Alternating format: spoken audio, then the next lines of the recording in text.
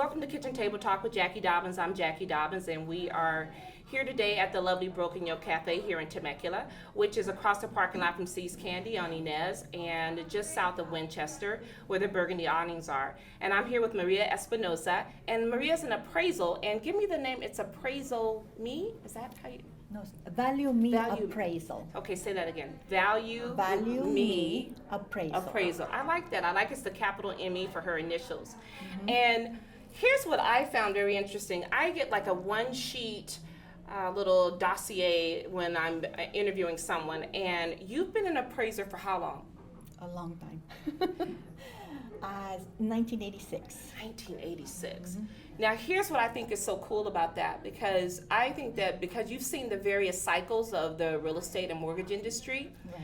then when, say, for example, if a divorce attorney needed a valuation, if they had to combat that in court, you'd be able to stand behind it with having that, amount of years under your belt. Right. As opposed to someone who got licensed, no offense, say in 2013 that hasn't even gotten their ears wet yet. So you're looking to meet with more than just real estate appraisals. You're looking to talk a little bit about that. You're looking to branch out a little bit and let people know you can do what other type of appraisals.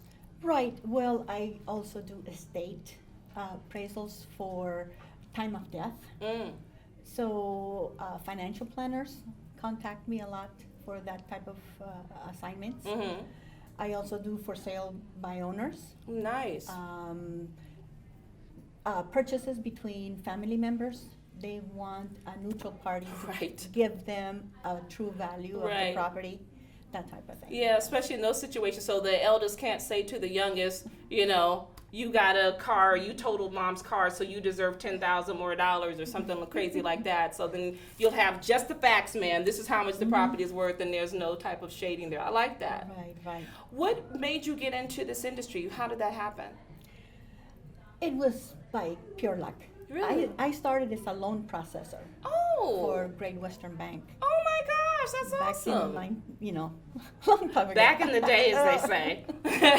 And one day, all the appraisers quit at the same time. They went to be on their own for fee because they could get more money there. Oh, okay. So they just asked around, who wants to be an appraiser, who wants to learn the trade?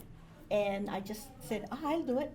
And they took me out and they sent me to school. Wow. They paid for the schooling, they on-the-job training. It was a great company to work for. Oh, that's fascinating. What is the greatest bit of satisfaction that you get by being an appraiser? I love being my own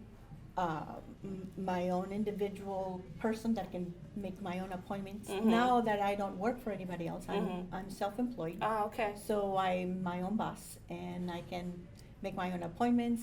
I see a lot of properties, and I meet a lot of people. Nice. I enjoy that a lot, being by myself. Yeah. But still, meet with people.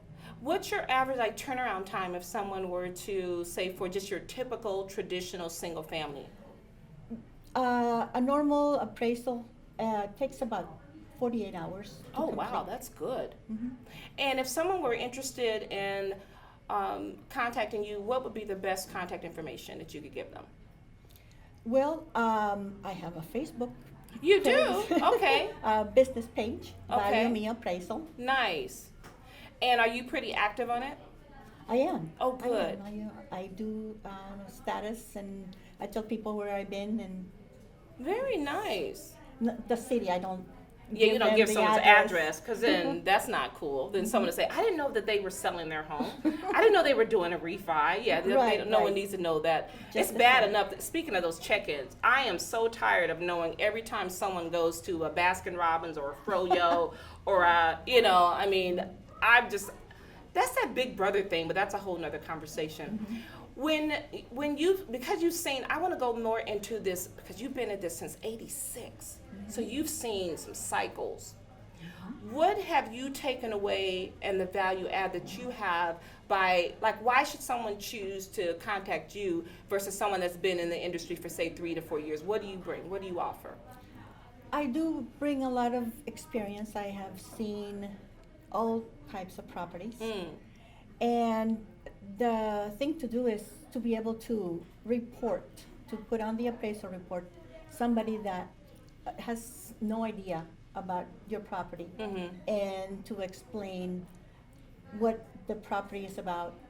There, you have to follow USPAP, Uniform Standards of Professional Appraisal Practice. Oh, okay. And so there are some guidelines that they have to be followed, and many things have to be addressed about the neighborhood, about the market, about the zoning, all these things, and they have to be explained, and all your documentation has to be on the appraisal report. So it's important to have all this knowledge. And could you answer something? It's like an age-old question. Does it really give you a lot more value if you do like a remodel? Do you get a dollar for dollar or a pool? I'm Really? sorry. No? It all depends on the market, but typically you do not recoup your full amount. Really? Who told us that? I mean, I've heard that for years, that if you do a remodel, then you're going to get that money back. Is that their sales tactic when they're trying to get me to? I'm sorry, yes. She's so sweet. I'm sorry, yes. Like, Jacqui, yeah, you're not getting that money back, girl. You will get some value for it, but most of the time you're not going to get your The full amount. Okay. So just the enjoyment is value enough. is what Exactly. Maria's trying to It's say. for your enjoyment. Okay. And where do you see the industry going? Like, has it stabilized yet? Are we out of the woods as far as the real estate and mortgage shakeup that happened in what, 2008, or is it still? It's so up and down. Really? It's hard to tell. I mean, we are currently in a recuperating state, Okay. and it seems to be stable for right now. Okay. And it's not increasing as high as it was in the previous years, Right. before we had the meltdown. Yeah. So I like that, because it's hard to support values when they're increasing so fast. It's like, where? Stop. Right. Wow. See, that's coming from a different perspective. That surprises me, because I would think that, and it says so much about you, because at that point I'm sure you had a lot of volume, because of them increasing so quickly. But you're saying stop because you want something that is more balanced and stable, as opposed to just, as they say, churn and burn. That's pretty admirable. Right. If you are a divorce attorney or an estate attorney or financial planner, give Maria Espinoza a call. What's the best number to reach you at? My cell phone number. Okay. 760-443-1691. Say that one more time for us. 760-443-1691. Thank you so much for joining us at Kitchen Table Talk, Maria. Oh, thank you for having me. I enjoyed it. And we're done.